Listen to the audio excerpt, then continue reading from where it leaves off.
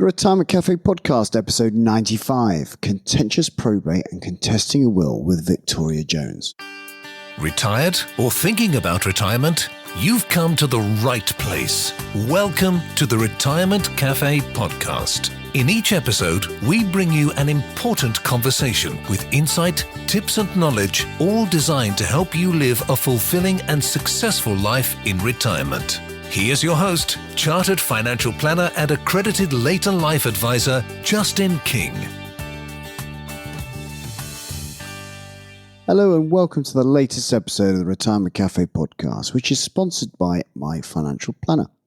Not knowing when you can afford to retire or what your pensions will provide can be worrying. My Financial Planner provides independent, fixed-fee retirement planning advice, bringing clarity to your financial future. At My Financial Planner, we build you a retirement plan, bringing together all your retirement savings and equip you with the knowledge of what improvements you can make.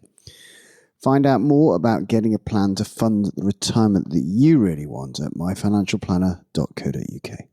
It's a common misconception that you make your will and that's the end of the matter.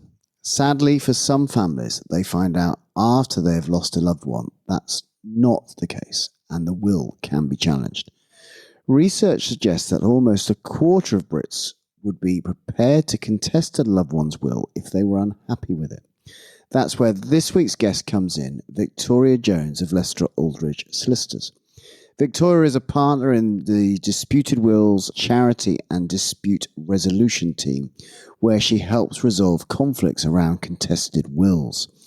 In our in-depth conversation, Victoria explains the four main reasons people contest a will and how to deal with a will that's been challenged at what is a highly emotional time for those left behind. She also shares important tips on choosing an appropriate executor for your estate and steps you and your loved ones can take to avoid becoming part of a contested estate in the first place. I hope you learned something from my conversation with Victoria Jones of Leicester Aldridge Solicitors. Welcome to the podcast, Victoria Jones. Thanks, Justin. Nice to be here. Yeah, really looking forward to us chatting. Now, I know that you're a partner, aren't you, at Leicester Aldridge? So that means you're a solicitor. Yes. And you work in the Disputed Wills team. So this is kind of contentious probate. This is wills gone wrong. Unfortunately, yes. Now, that sounds quite exciting to me, wills gone wrong. You know, I understand that you see these cases in the High Court and disputed estates and, people, I was always, before I suppose, became a bit wiser and a bit older, I always thought that, when you wrote a will, that was your kind of final document and, what you said went, but it's not like that, is it? As I said before, unfortunately not. Wills can be contested. It's a common misconception that people have, that you make your will, you don't need to do anything further, and that's the end of the matter. Sadly, for some families, they find out after they have lost a loved one that that's not the case, and wills can be challenged. There are disputes involving estates and trust funds, and that's where I come in to resolve those disputes. Wow. So I suppose there's kind of two aspects to this, isn't there? There's the first of all is to make sure that when you do write your will, it's as watertight as possible. Absolutely. So coming to you guys, etc., rather than maybe trying to do one yourself, may be the answer because at least you can get some professional advice. So I suppose a lot of it comes down to, do people want some strange things to happen to their estates? And then when, then the beneficiaries go, no, I don't want that to happen, or that's not what mum and dad wanted, or dad wanted, or mum wanted, or what have you. Yeah, in England and Wales, you can leave your estate to whoever you like. So whether that's to a charity, whether it's to friends or family, but there are some caveats and there are some conditions that you need to know about, that if you do make provision for some people and not others, it can prompt claims against your estate. Wow. Okay.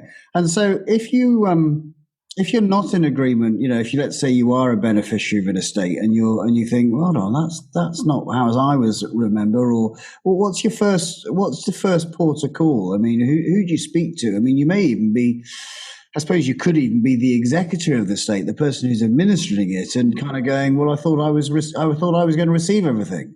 Absolutely. I mean, my client base is quite varied. So I can act for families or individuals who may be concerned about a will or an estate and what's happened. I act for charities where they might be left a charitable legacy and are concerned that a dispute's going to hold up the charity receiving the money. I act for care homes who sometimes get brought into disputes over the deaths of residents, in that they're asked for information about the resident's health or their circumstances at the time when they made a will. So because I work with so many different people, needs vary. Executors will want advice as to how to progress matters in the best way and most cost-effective way. Sometimes they're also relatives, so they'll have a vested interest in the estate as well. And clients just want resolution. It's a very emotional time for most families. They've just lost a loved one, then a dispute arises, and it's very difficult. It's very stressful for families to have to deal with that. So the types of clients that we work with, it varies from day to day. No 2 days are the same. So what are the type of things that, I don't know, obviously you can't give me any personal information, but can you give me an example of the kind of cases that you deal with? And then maybe also, what maybe surprising resolutions may come out of it if they have to go to court and that type of thing? I deal with a wide variety of cases. I specialise in court of protection disputes as well. So sometimes I'm brought in during someone's lifetime to resolve a dispute involving a vulnerable adult who may have lost the capacity to make decisions themselves. And we have attorneys who are in dispute with family members or with each other. So that's sort of one area that I deal with. The other sort of work that I undertake involves challenges to the validity of a will. In those cases, quite often there's suspicion as to how the will has been prepared or signed. It comes as a shock to family members sometimes to find out that they're not provided for in a will, or they are going to receive less than they anticipated.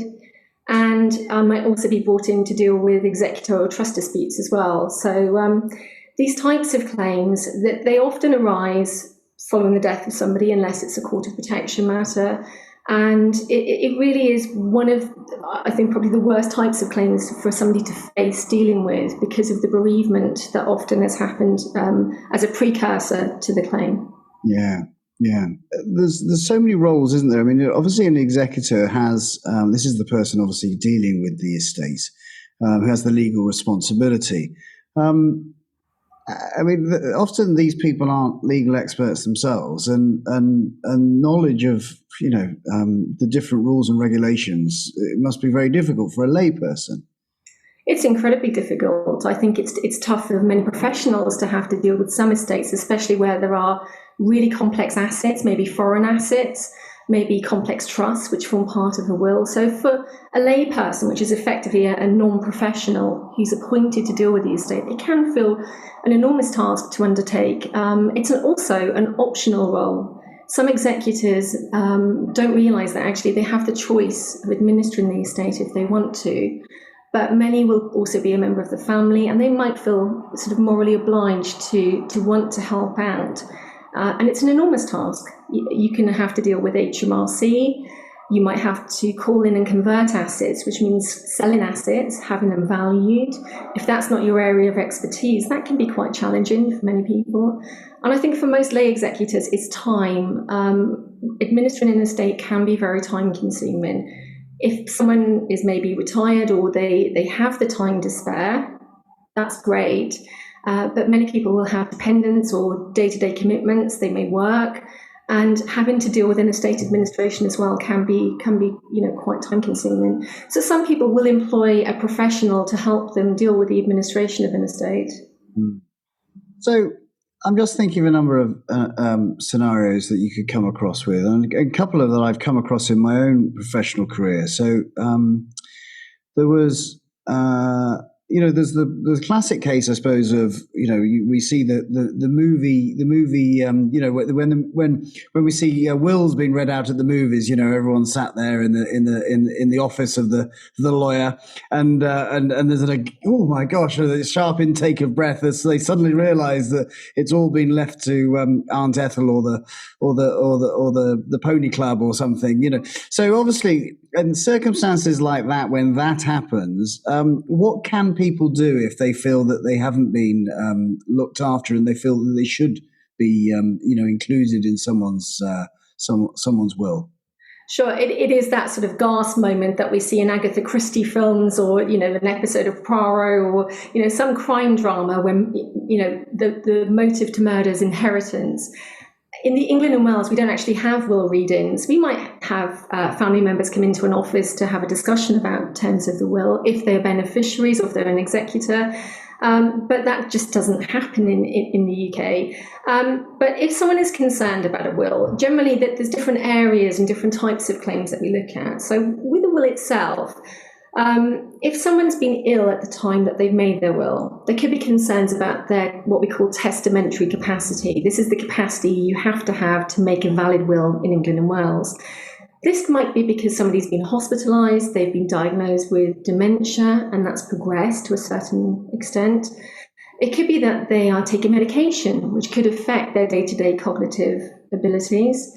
And so someone must have capacity when they make a will. And quite often family members will say, I couldn't hold a conversation with them. So how were they able to recall what their assets were or who we were? In other cases, it can be coercion, which is a concern. And that's quite common in a family situation, especially if you have maybe family members who live away, other family members who are closer and on hand to help out. And there can be this perception or misconception sometimes that someone is influencing how the will is being made. And then there's also what we call lack of knowledge and approval, where someone may not have understood or approved of the content of the will. Wills can be complex in some cases. We do use terminology which maybe some people will not be able to understand if they have health which has declined, or that, because of their personal circumstances. And it's really important that someone understands what every clause of their will do. And where we see those sorts of queries being raised by clients or families, they'll say, I'm not convinced that will was valid. If it was made on that date, mum or dad may have been unwell. I don't think they would have been able to make a valid will. And then we see worse cases where fraud could be involved. And that's where the testator, the person who's made the will, has no idea it's been prepared. What's happened is someone has either forged a signature, or they have prepared a will and signed it themselves, hoping it will be passed off as someone else's will. There's a very, infamous case now of Dr. Harold Shipman. It's well documented that he was convicted of murdering his patients. He was a GP in England and Wales. Sadly, has since died. But in his case, his crimes came to light because the daughter of one of his victims was a solicitor. And she knew that her mother wouldn't have made a will leaving everything to Dr. Shipman. And everything began to unravel. And they discovered that, in fact, the will was forged. And that's where the police investigation started from. So we do see cases of fraud. They are, I would say, sort of still fairly rare. We don't have lots of fraud cases, but they do happen sometimes, especially with vulnerable adults who may be susceptible to needing support from others, and others then take advantage of that. So there's all sorts of validity claims that we see, and then we have claims against estates, which are slightly different, which ask for a share of the estate. That doesn't sort of challenge the validity of the will itself. Yeah, there's a few cases that come to mind there. I think there was you probably know these because I'm drawing this from memory now, but I remember there was the last few years there's been quite a big case about a farm, and a farm left to a daughter, I think, or there was left, there was a promise, and then the promise kind of didn't come to fruition. You probably know more about this than me, so do you recollect the case? Yeah, there are actually a number of farming cases, okay. Lots of famous farming cases, mainly because farms are family businesses, and you can apply it to any family business. If someone works in a family business with an expectation that if they are paid less than other workers in the business, or receive nothing at all, that they may inherit it in the future, especially if someone gives that indication to them. The problem is, in England and Wales, you can change your mind at any time and leave your estate to whoever you like. So sadly, some people find themselves in a position of having given up their life to work on a farm or another family business. maybe for very little or no wages, maybe have given up the chance to go and work elsewhere, to have education at a higher level. And then they find themselves maybe having a falling out with a member of the family and they don't inherit. That's called proprietary estoppel. It's where a promise is made by usually a close relative that, one day all of this will be yours. Quite often that's just said in conversation. But if the person relies on the promise and acts to their financial detriment, they could actually have a legal claim against that estate. So people do need to be very careful if they do make those sorts of promises, that they're not actually creating a claim for proprietary estoppel. Right. It tends to be in family businesses that we see those the most, but there are the cases where people have been promised inheritance and then they've gone on to pursue that when they discover they're not a beneficiary of the estate. Yeah. And the other kind of case I've come across in my work is remarriage. Yes. So, husband was planning on leaving, or the husband and wife were planning on leaving everything to the children. Wife dies. A few years later, husband remarries. And then husband dies. And the children of the original marriage were all expecting to receive mum and dad's estate. And suddenly the estate is now going, well, is in the hands, obviously, purely in the hands of the new spouse. And yes, I've seen some unhappy people in those circumstances. Yeah. I mean, now social dynamics have changed so much in the last sort of 50 years or so. It's quite common for people to have quite an extended family. They may marry more than once. They may have stepchildren or children that they just treat as their own. Some people don't realise, though, that can create certain types of claims in relation to their assets. The sort of step-parent, step-child situation is quite a common scenario that we see. It's very emotional because when the surviving spouse inherits everything, if then the children are excluded, they may have a claim against their deceased parents' estate. And they may also feel aggrieved if other family monies come into that estate. So if, for example, their parent who's died inherited from another relative, for example, a grandparent, they may feel that actually it's not just their parents' inheritance they're not going to receive, but also other family assets or inheritance which should come to their side of the family. So with stepchildren, it's really important to consider what provisions should be made for them, because they can bring claims against the estates in certain circumstances. And also to think about the potential claims which could be prompted. It's natural for most people to want to leave their assets to their spouse, because they may think, well, where will the spouse live in the event that I die? And that's understandable. But if you also have financial dependents or children, even adult children and grandchildren, then you need to consider that they can bring claims against estates under what's called a shortened version, the Inheritance Act, the longer version, the Inheritance Provision for Family and Dependents Act 1975. And that act allows certain close relatives, ex-spouses in some cases, civil partners, cohabiting partners in some cases, children of any age, and more importantly, anyone you treat as a child. So if you adopted a child, if there is someone within your family, whether it's a niece or nephew or grandchild, if you treat them as your own child and pay their outgoings, they could have a claim. And also anyone who's financially dependent upon you. So because there is the ability to bring these claims, it's really important that wider families do consider provision for not only children and stepchildren, but also what claims could be brought in the event that they exclude children, because we do see these disputes fairly commonly. Wow. So there's a couple of cases that I've come across recently. So one case where it was a small estate, and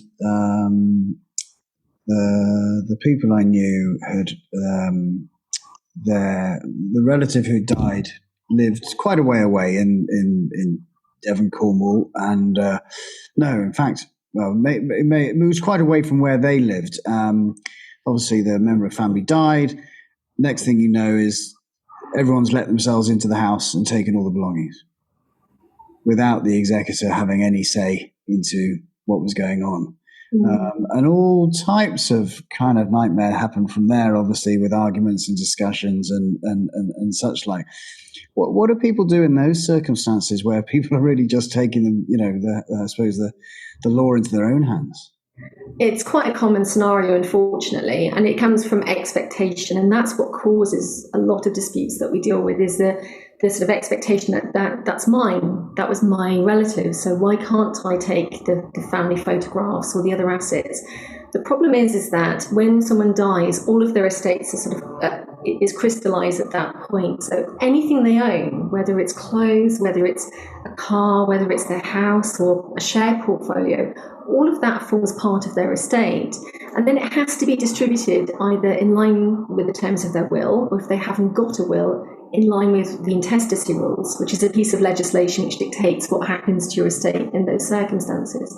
And it's usually your executor who is the custodian of those assets and then decides how they are to be dealt with during the course of the administration. The executor's role is to carry out the terms of the will or the intestacy, if there isn't a will. But in those circumstances, it is actually the executor who has that authority to look after the assets. It really shouldn't be for family members to go in and just sort of help themselves, but that does happen in some cases. There are things executors can do to recover those assets, because if they are removed without the executor's permission, technically they're taking an asset from an estate.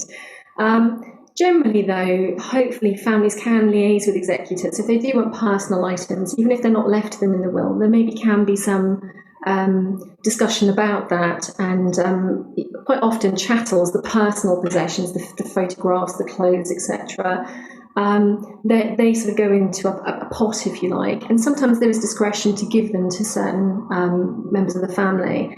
But I would always say that people shouldn't go into houses and just take items from an estate. Even if they know they're a beneficiary of the estate, they should liaise with the executor or the administrator where there isn't a will, and they should make sure that they have permission to access those items. People sometimes do it out of a need to help. So they may decide that in those circumstances, they want to go in and help pack things up. And it's understandable that relatives would want to do that. But again, they should let the executor know so that hopefully they can make arrangements together to do that and to declare a property or to pack things up or put things to one side. But it's really the executor's job to deal with the administration of the estate. Yeah, it's quite a big job. And I think that people get appointed lightly and don't realise the serious nature of the matter. The other case, and I'm sure again you may be familiar with this. I'm on a bulletin board for it may be a STEP bulletin board or trustee estate planning board, and I saw a discussion saying I've got one executor who won't deal with the other executor, and one won't give them a copy of the will, and they won't talk to each other, and I was just thinking, what a pickle. Do you get involved in circumstances like that as well? Yeah, it's another very common area of claims that we have, executor disputes. So executors not getting on with each other, sometimes not getting on with the beneficiaries. On our website, on the Leicester Aldridge website, we actually have a blog that talks about sort of choosing your executors, because it's a really important decision. They have to be able to work together. So in lots of family situations, people may appoint someone to be their executor because of who they are. So if they've got 3 children, they may decide to appoint all 3 children. But you have to think that if those children can't agree on anything else, how are they possibly going to be able to agree on the administration of the estate and decisions that have to be made? So yeah, executor disputes are problematic for estates because it holds up the estate administration usually. It can incur costs. It can almost sort of stall the estate administration, and that's detrimental to beneficiaries. And also the person who's made the will wouldn't want for those delays and costs to be incurred. So it's really important when choosing executors to think about, do they get on? Are they trustworthy? Because in lots of cases, people maybe don't consider whether someone's able to manage money or have had a history of maybe mismanaging money, or they use someone who they're paying for that service, but they don't research the fees and charges involved. And then there could be huge charges for the estate. So it's really important to research who's going to act as that custodian of your lifetime's worth of assets, because you work hard for them. People build these, property portfolios, share portfolios, they work all their life to generate income. You really want to look after your estate and those assets. That's right. Now, one question comes to mind, and I don't know the answer to this, but if I was if I thought I could be a beneficiary of an estate, how would I find out? Can anyone see the will? What would the circumstances be when I'm thinking, well, I'm sure I would have. Aunt Ethel was going to leave me the tankard, on the bar, etc. How do I find out about that? Am I allowed to? There's a few ways. Normally, only the people with an interest in the estate, so those who are named in the will, will be able to extract information before the grant of probate is issued. Once a grant of probate is issued by the probate registry, it's then a public document. You can actually search online to obtain a copy of the will and the grant of probate, so you can find out who's dealing with the estate as well, to make contact with them. And that can allay people's concerns. If they think that Aunt Ethel, for example, should have left them £10,000 in the will, they should be able, once probate's obtained, to get a copy from the gov.uk website. You can Google it. It's a search engine that's free. They do charge for copies of the wills, but that goes obviously to the government. But for £10, it can sometimes sort of put people's minds at rest as to whether or not they've received anything. And if they haven't and they're concerned, then there are steps they can take to then look into the will and what's happened with regard to the estate. Quite often it's the starting point for lots of claims. People check the will and then realise, I wasn't made that provision I was promised, so maybe there is a problem here, and then they look into things further. Yeah, very interesting. And how far back do those documents go? Quite some way. They're uploaded now as a matter of course when grants of probate are issued, but that wasn't always the case. Years ago, we would have hard copy documents and registers where you could search for that information. You can also contact, if you know someone who may have acted as solicitor for a relative, you could contact them and see whether they're prepared to give any information. They have to comply with client confidentiality. We have rules of confidentiality. But if you are a beneficiary, or they are maybe the solicitor's the executor, they may be able to tell you whether or not that's the case. But I will say that normally the executor will contact those who are left something in a will. So if you haven't heard, quite often it can mean you weren't mentioned in the will. But if you do have concerns about it, look on the gov.uk website. You can obtain a copy of the will there, but that's only once it goes into probate. Before that, it's a private document. So it depends on whether others are willing to disclose that information to you. Certainly. And of course, one thing that I don't think, I can see why people might want to just give the job to a solicitor to be the executor, because of course it removes the personality from the conversation, doesn't it? Removes the emotion, I think, from doing that. But I think maybe also that executors don't always realise just that if they are the executor, they can, even though they have responsibility, they can come and get legal advice to do the job. Absolutely. I mean, you can instruct a solicitor to do part of the estate administration, so you can save costs that way. Or executors will sometimes say, I just don't have the time or maybe the skills I need to deal with some aspects of this estate, so I'll just hand over the whole administration. It doesn't mean they're excluded from what goes on. They'll still make decisions. They'll still be consulted about how the estate's to be dealt with. But it's that support network for an executor or a family where they don't have to deal with everything on a day-to-day basis. They have, if you like, a buffer that beneficiaries can contact if need be with queries. They've got help with tax issues if that's what they need.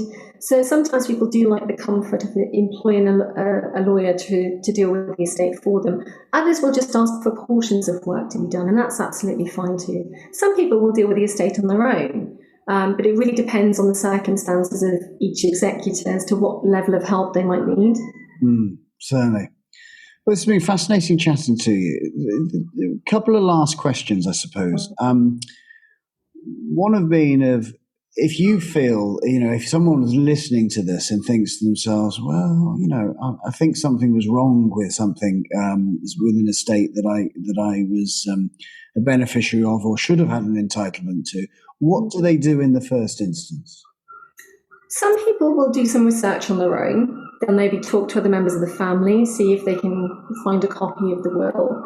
If someone has a real concern about an estate, or they've made some inquiries and have hit a brick wall, they can't find any more information, they might come and see a solicitor like me, who specialises in will and estate disputes, to try and obtain further information. So, for example, if they're concerned about their parents' health at the time the will was made, we'll obtain medical records, we'll review them, see if that throws some further light on how the will was made. We can obtain copies of a will file, so we can actually have a look to see what was discussed at the time the will was made.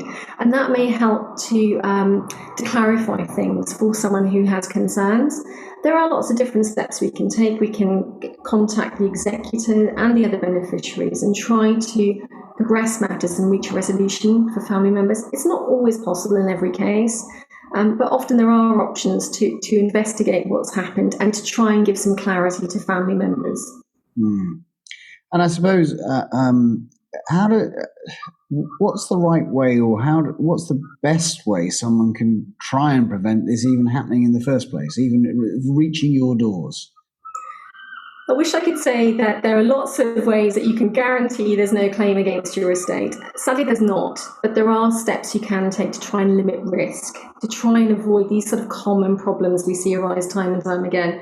You mentioned the step-family scenario earlier, so maybe in that situation, thinking about provision for spouse and children in that case. I'm actually doing a webinar tomorrow on 10 common errors that we see when making wills and how to avoid them. That will be available on our website later, on the Leicester Aldridge website.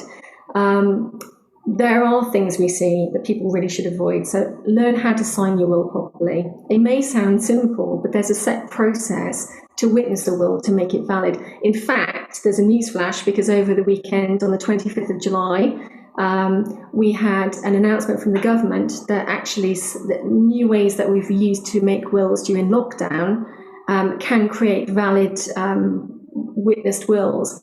So this means that video conferencing can be used in some circumstances, and witnessing a will from the other side of a window because of social distancing can create a valid will, whereas previously that wasn't possible.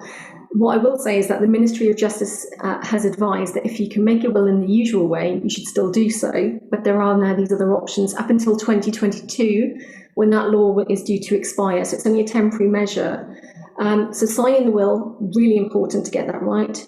Choose your executors to avoid disputes. Think about provision. Think about who could claim against your estate if you weren't to make provision for them. It shouldn't be the driving factor, but it should be something that's taken into account. Who drafts your will? In England and Wales, will writing is completely unregulated.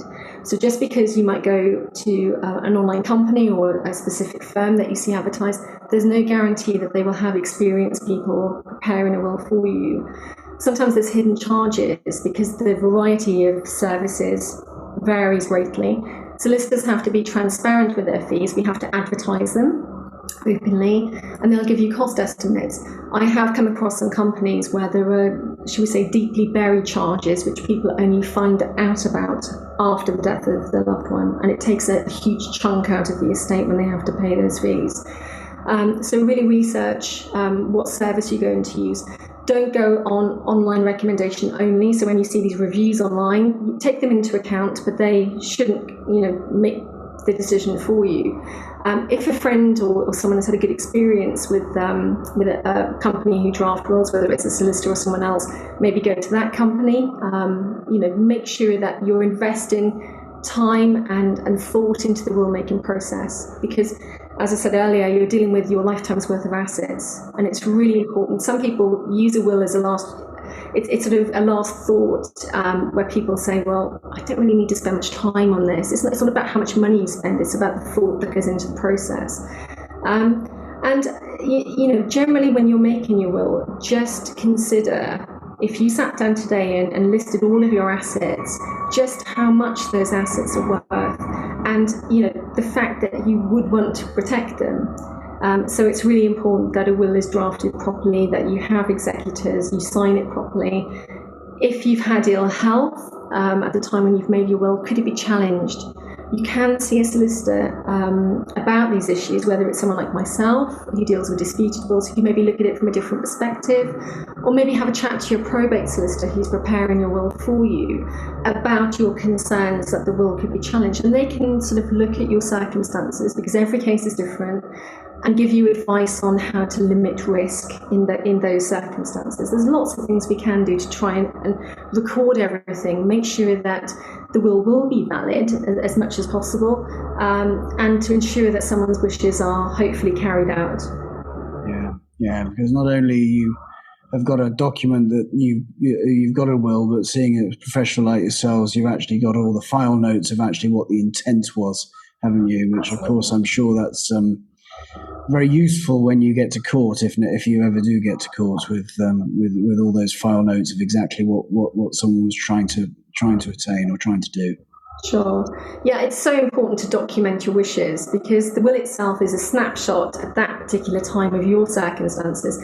If it was made 20 years ago, it's not going to reflect your current circumstances. Maybe you've had more children or grandchildren since then, or you've married or remarried. So if you're using an old, outdated will, it's as bad as having no will at all in some circumstances. So it's really important. Reflect and review as your circumstances change. And if you need to update your will, do so. So then you have the most accurate picture of what you want to happen at the time sort of closest to your death. None of us can predict when we're going to die. But if you regularly update and review a will, it's more likely to reflect your current circumstances. Yeah, absolutely.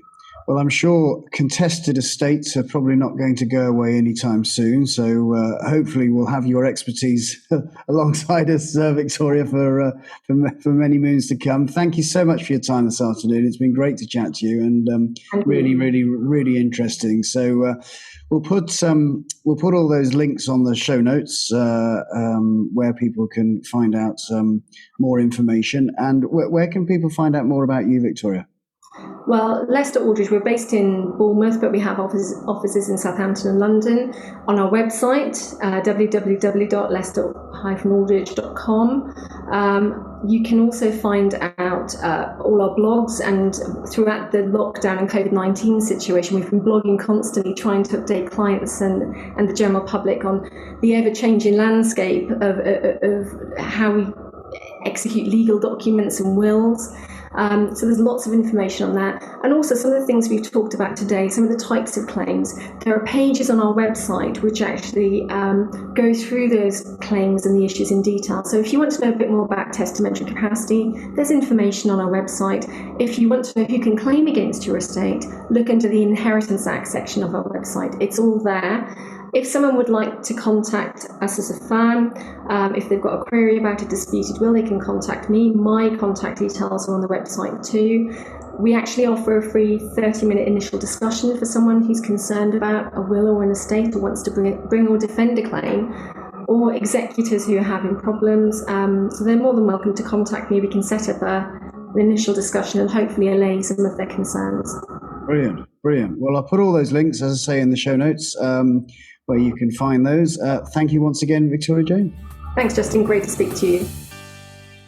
Thanks once again to Victoria for taking the time to speak with me. To find out more about Victoria, Leicester Aldridge Solicitors and Contentious Probate, check out the show notes on our website at theretirementcafe.co.uk, where you'll find some useful links, including links to other episodes on protecting and transferring your wealth. As ever, if you've enjoyed this episode, please do leave us a review on Apple Podcasts, and be sure to subscribe either on our website or your preferred podcast player, so you never miss an episode. That way you'll also be alerted to other episodes in this series. Thanks, as always, to My Financial Planner, the fixed fee retirement planning specialist, for sponsoring the podcast. You can find out more about how they can help bring clarity to your retirement at myfinancialplanner.co.uk. So until the next time, this is Justin King, helping you feel more informed in your retirement. Thank you for listening to the Retirement Cafe podcast with Justin King. To find out more, you can find us online at theretirementcafe.co.uk.